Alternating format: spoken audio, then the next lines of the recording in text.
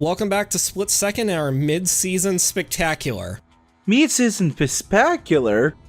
Mid-season spectacular. Say it with me now.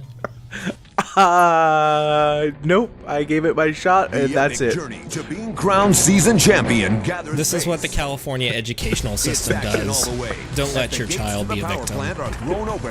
Speaking of victims, we are definitely going to make people some victims. Oh, that's...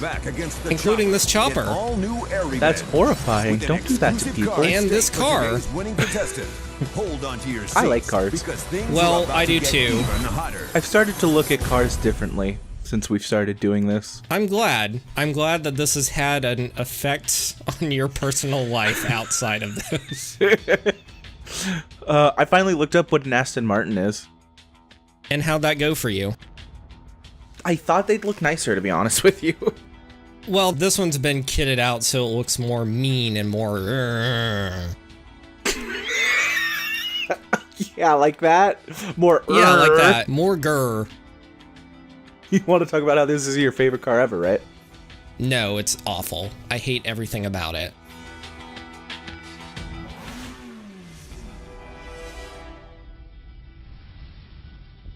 And also, I was looking at Aston Martins, and these are expensive cars. Yes, Aston Martins are ridiculously expensive, which is kind of funny because they were built by Ford for a while. You know what's interesting? I think the back makes it look like a Jag. It does, actually. The back is very Jaguar XJ8 in particular. Yep. I agree with that thing you're saying. You agree with this assessment? Yep. Yeah, the XJ8, the silver one. Yep. So anyway, we're at the power plant now. This is a new track, so that's kind of exciting. The power plant is really not like anything else we've seen before. Everything, as you'll see, is really kind of compact, which makes it fun because you're never really lacking for stuff to do. You're always, you're always going all over the place and dodging explosions and shit's blowing up, and it's just fun. Talking of which...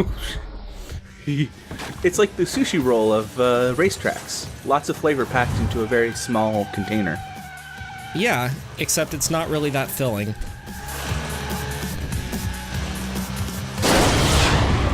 I don't think sushi rolls are that filling, actually. They are to me. Oh, I thought you were saying except it wasn't as filling as a... No, that is what you were saying. Thank you.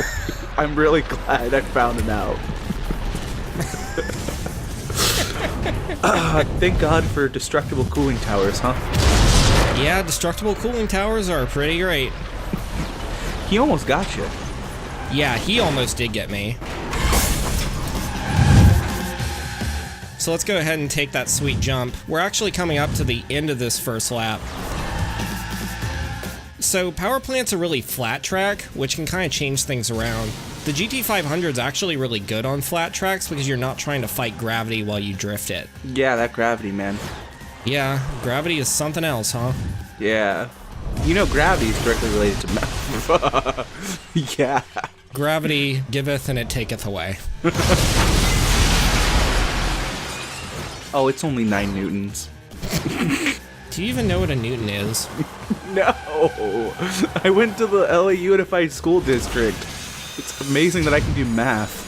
It is sometimes. You really impress me. Have I ever told you that? Yeah, you did once. Gave me a treat, fed me out of your hand. It was great.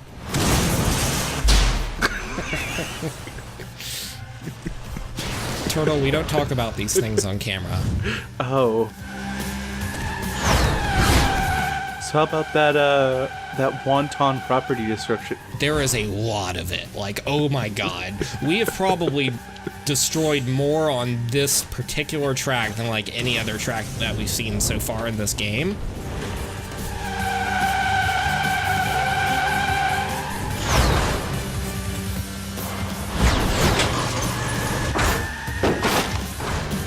But the race is kind of starting to settle out. We probably won't see a whole lot more destruction on the third lap, but we're going to get the big one in, so...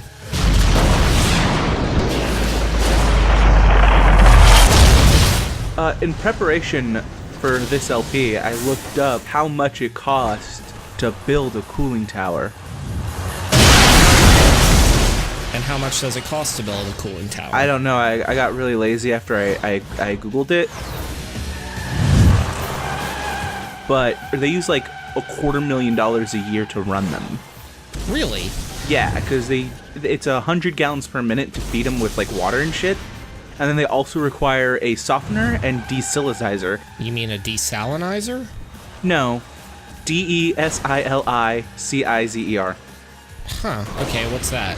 No idea. I couldn't pronounce it, so I didn't want to look it up.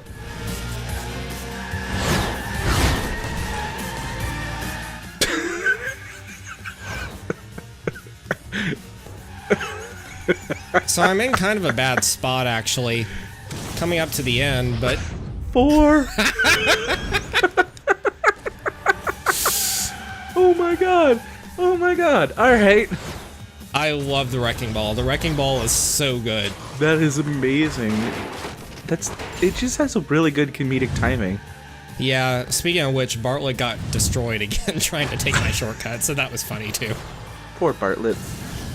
Bartlett doesn't get the love. Do you know who you didn't wreck out this game? Who? Raptor. Oh, we'll get to that. Oh, yes, we will get to that. My boy's safe.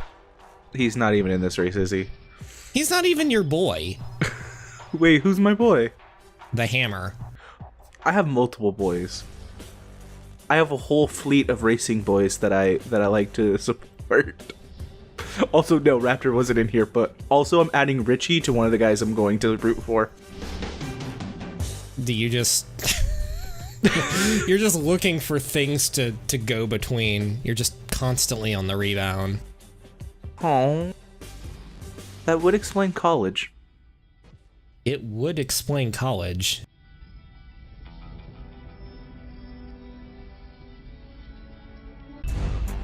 Talking of rebounds, the Chopper's still not very happy with us. I don't know what you did to that Chopper, man. Chopper started it. Chopper shot missiles at me. I was just minding my own business. And now it's back and it wants me.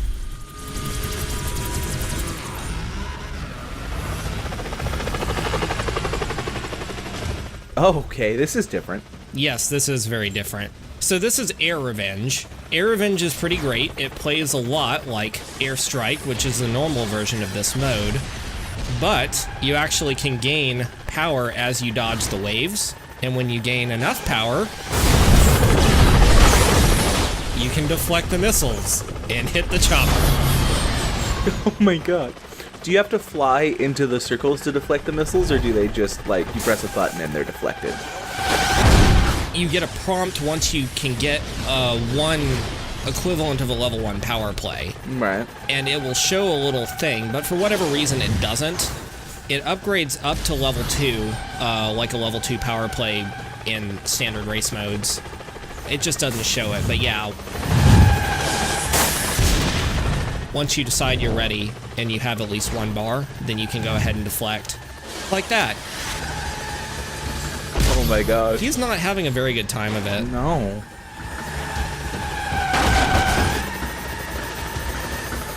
One thing that's also kind of interesting about Airstrike is that the number of missiles that you have to dodge tends to increase faster over time than it does in regular Airstrike.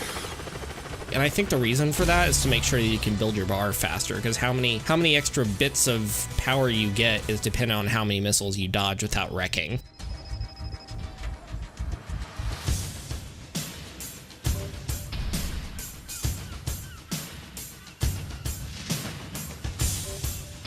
Hey, you got a sticker. So we also get a new badge for it, which is pretty cool. And also this thing. That thing looks cool. Oh wait, that's the monster truck. That is the monster truck. Please tell me you drive that. I do drive it. Yay. Next episode. Oh. In fact, I'll be making really good use of the Rybak Thunder because it's actually a truck I really like. It drifts super well for being a truck. Also, I mean, it has a 9 out of 10 in strength. Yeah.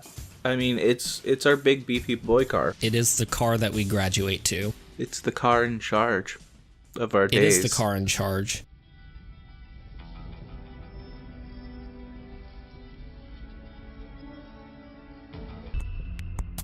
Let's go on to construction site. We haven't actually been to construction site in a little bit. Let's explore this area a little bit more.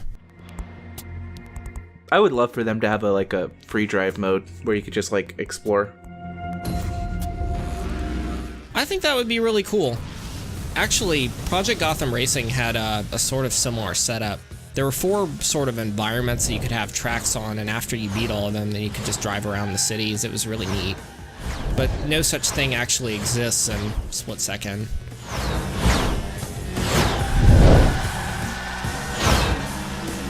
Oh, that was cool. Wait, there was a Batman racing game? No, it was just called Project Gotham Racing. It was done by Bizarre Creations, who incidentally are the same people who did Blur, which is a game I mentioned sort of toward the beginning of the LP.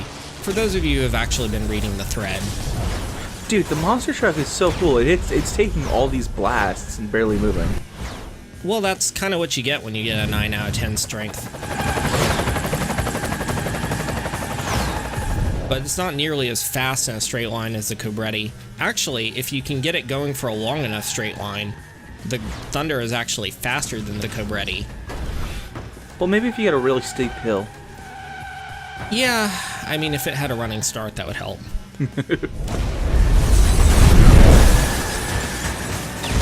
That'd be an interesting idea for a racing game where certain cars get to start like earlier, but they're further back, so they get like a running start or whatever. Actually, that's something that you can sort of play with in this game. I'll outline it a little bit more once we get there.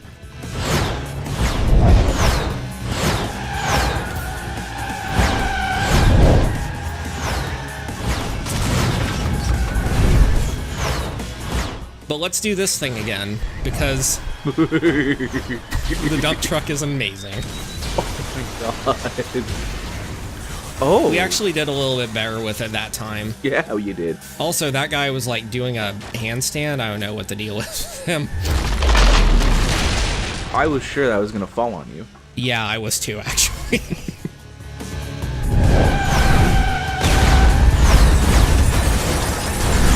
I was also sure those were going to hit me. Jeez, are you sure this is a bad car? It's absolutely a bad car. Well, it's I don't like it, but there are also a lot of reasons that some other people might like it, I think. One of the things that the Cobretti does really well is that it has a very shallow drift. And if you can keep it in that drift angle where you're sort of like this, you know, with less monster trucks bashing you, then you can usually get away with it and just kind of snake it all over the place. And that will actually allow you to gain speed. So it's kind of weird. It just doesn't have a responsive drift in the way that other 10 out of 10 cars that we've worked with so far, like the Hanzo GT, have. You can't really stomp the gas the same way. You have to take a more measured approach to it. Yeah, I always enjoy a good snaking. I bet you do, I bet you do. My girlfriend always makes me do the snaking in our house when there's like clogs in the sink or whatever.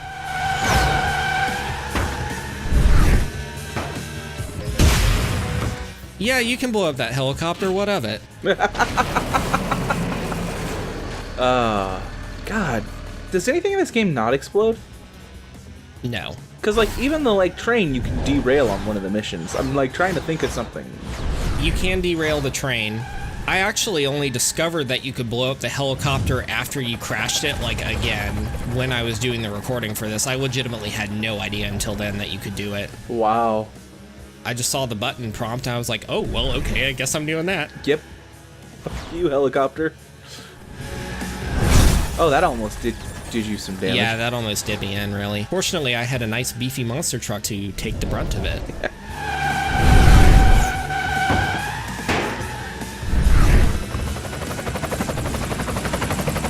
Remember how I was saying before in the last episode that the GT500's not very stable? Just taking a bad landing trying to jump down on that little kink in the road completely threw me off. Yeah, I noticed that. Yeah, it was really not one of my finest moments. That's why the Cobretti GT500 really tends to do better on these flat tracks where its lack of stability is less of a concern. Oh, okay.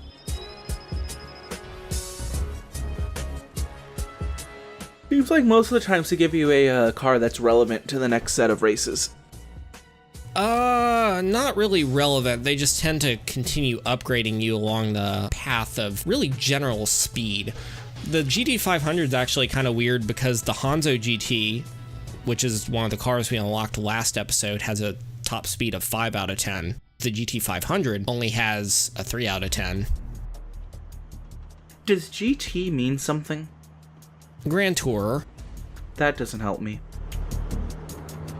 So a Grand Tourer is a type of vehicle where it's designed to be sort of the ideal combination of luxury and sports pleasure. Isn't the ideal vehicle one that doesn't break down and gets you to where you need to go? Well, yes, but when you start talking about high-end car manufacturers, oftentimes that's not really something that you find. In fact, it's very common for first-time Ferrari owners and whatnot to destroy their clutches after 10,000 miles and so on. Are you ever going to get to aggress the articulator, or are you always just going to be aggressed? I will always just be aggressed, unfortunately. I'm trying to be really, really careful with the GT500 here. Yeah. Like I said, it will break loose at the slightest provocation when I don't want it to. So I really, really have to take my time trying to weave around all these barrels. Yeah, plus it's... Oh.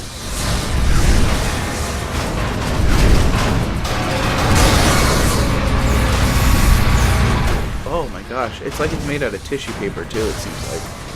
Oh yeah, totally. Actually, fun thing about the physics for the danger cars, the Bumble Bros that we talked about last time we did this, they actually have permanent wreck out physics on. And what do I mean by that? Well, basically, when you wreck out, then you kind of get a shell of a vehicle, and that has less collision weight to it than a normal vehicle, so you're not slowed down if you bump it. Ah. The danger cars actually have that on all the time. Probably to stop them from, like, really screwing you. Probably. You may also notice that looks like I didn't get any credits for this. I actually did this before. One thing that you'll see as we go forward is that the number of vehicles that you have to wreck out can sometimes be a little bit prohibitive for how many races you have, and this was one of those cases. So I actually went back and did it, unlocked it, and then went and did this 5th detonator event, which is actually going to be introducing us to a new car, the Rybak Cyclone RS. Does RS stand for something? Rally Sport? Did you just make that up, or is that what it stands for? Because, like, I don't actually know. Rally Sport was what the RS and the Camaro stood for. Anyway, this is the Rybak Cyclone RS. It's a really fast-looking car, but we don't get to admire it too much because they throw the tower at us immediately. Oh, I thought all the Rybaks were the heavy trucks. No, Rybak does make all the heavy trucks, but Rybak makes all kinds of cars. They just tend to make big, beefy American muscle cars. Ooh. And also things that look sort of like jet fighters. Sometimes, I guess. I thought American cars were trash. Is that a bad opinion to have? The Rybak Cyclone RS is kind of weird. It has a lot of power, and it's pretty fast, actually, but it doesn't like drifting. The fastest you will go in this car is when you can avoid it drifting and just sort of stomp down the gas and let the downforce handle it for you, which is really bad because it breaks loose like more often than the Cabretti Vortex or any of the other slippy slidey cars do. So you can see me fighting it as we go through this.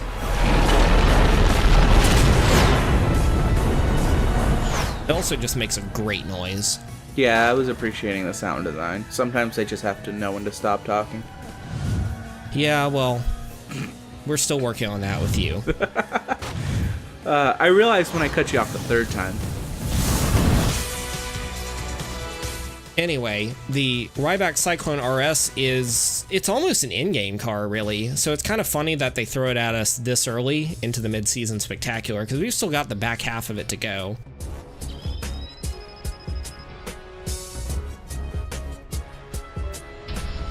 But I kind of creamed that detonator event, and just to add insult to injury, I beat the dev time. Nice.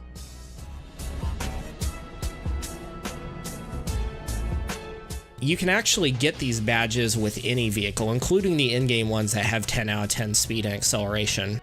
The Rybak Cyclone doesn't have nearly that, but it was okay. The Rybak Cyclone is actually pretty good for power plant if you can prevent it from drifting. It grips like a baller.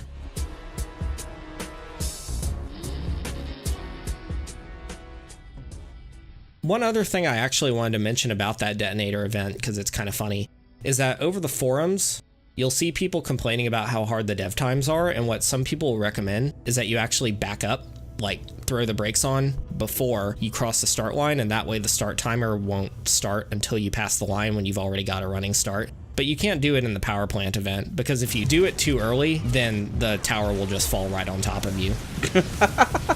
That's good.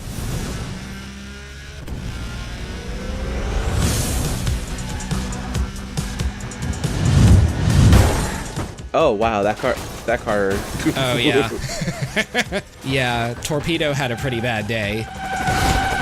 One thing that's also kind of nice about the GT500 is that for a car that looks like an Aston Martin ate a Jaguar, it has a 5 out of 10 in strength, so I can totally bully the crap out of Torpedo and Livewire. Oh, but this isn't a Rybak. This is a Hanzo. This is the Cobretti. This is a Cobretti.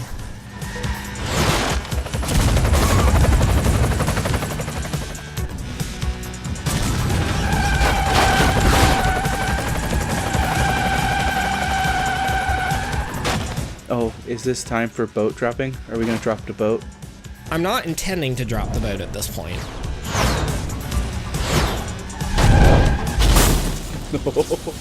Oh. You didn't do that, someone else did. Yeah, like I said, the elites are really, really proactive with power-ups, so when you do an elite race, you'll pretty much get everything on the track blowing up. One thing that I didn't mention about Dry Docks the last time we were here is that it's got this little side area, you know, if you want to avoid having some crates blow up at you. It's not as fast, but the GT500 does it decently because you can just sneak the car through it.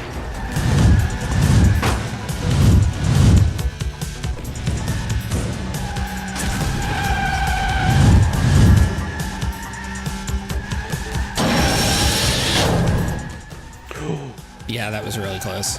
Yeah, I was like, oh, that's it. He's a dead man. I completely forgot about that. I clenched a little. Like, oh, did I forget to cut this out? Oh, shit. There. Oh, wow, they are right behind you, too. Are they rubber banding, or are they just that good at driving? It's a little of column A and a little of column B. In this case, we've been pretty proactive with power-ups ourselves, so it's not Vixen and Raptor that are coming at us first, but they always find their way back up.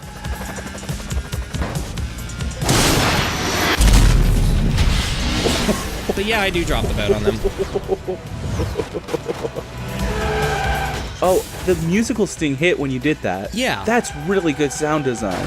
And I'm glad you mentioned that. It's something that I brought up in the thread, but I want to reiterate for the people who haven't been paying attention to the thread, or who just don't care to read the thread. Which, if that's you, then I totally understand. I'm not interesting at all. Yeah, thank you. After you pass through lap 1 and lap 2, it will basically like wait for something cool to happen, like the boat dropping on somebody, and then it will kick up the music and intensity.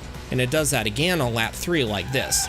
So by lap 3, you have the guitars and stuff coming in, and it really helps kind of keep things, you know, fresh.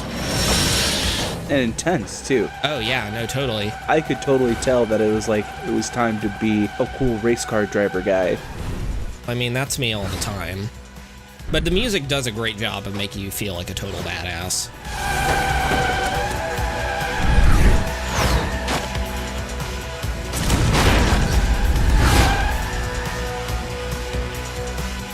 Oh no, there's a helicopter floating over you. Yeah.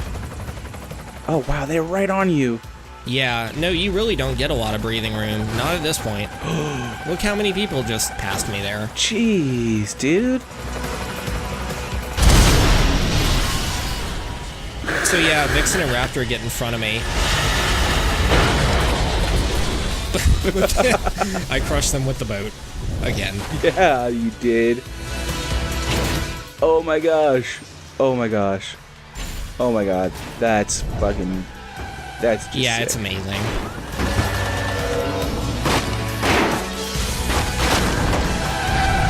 I want to get this soundtrack. I want to listen to this when I'm playing Elf games or whatever. Well, Mode Wondershot actually mentioned in the thread that a lot of the soundtrack is available for free on SoundCloud. In fact, I found a full copy of the game's soundtrack, like unedited, on YouTube, and if anybody's interested in listening to that, I can totally post the link to it in the thread.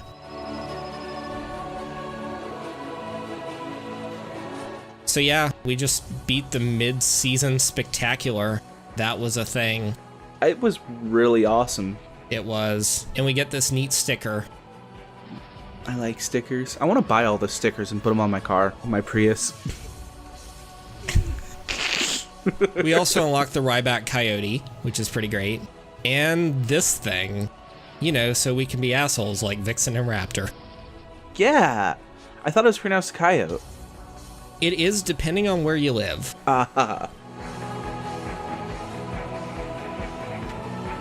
So yeah, that was Dry Talks, and that was our mid-season spectacular. What'd you think? It definitely lived up to the name. It did. Oh, do you get to choose? You do. Just like episode 2, you get to choose. Next time, no one said being a competitor in split second was glamorous work. Oh no, they're gonna make you do the sewer level. That's the LA River. It is actually the LA River. That is 100% the LA River. Oh, totally.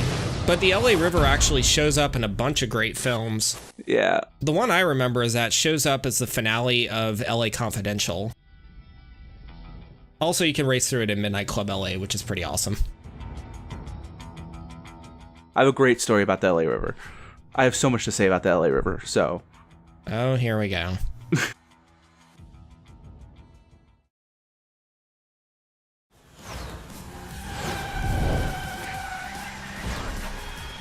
Oh.